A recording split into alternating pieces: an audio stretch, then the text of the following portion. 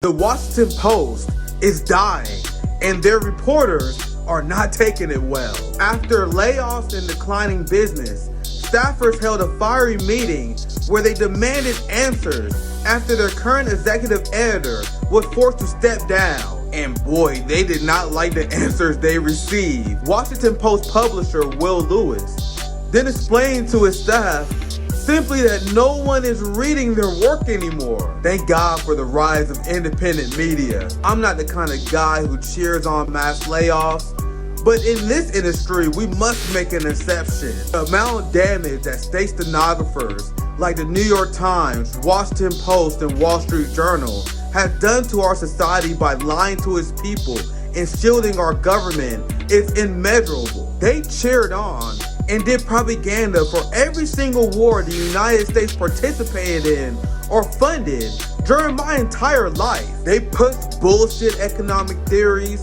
designed to help the ruling class like trickle-down economics. But most importantly, they lied to the American people over and over and over again. And because of this, the Washington Post, the New York Times, Wall Street Journal have been laying off workers en masse.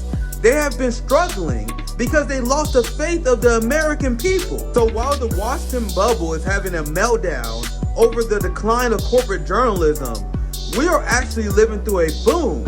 We are living through a new golden age of journalism right now. Because of the rise of Substack, live streaming, TikTok, and other social media apps, we now have the people who abandon corporate media, who's getting their news from independent journalists who are not trying to be state stenographers. That's why when we see these stories about corporate journalists being laid off and how corporate media is dying, that is nothing but a good thing. Society is finally healing itself.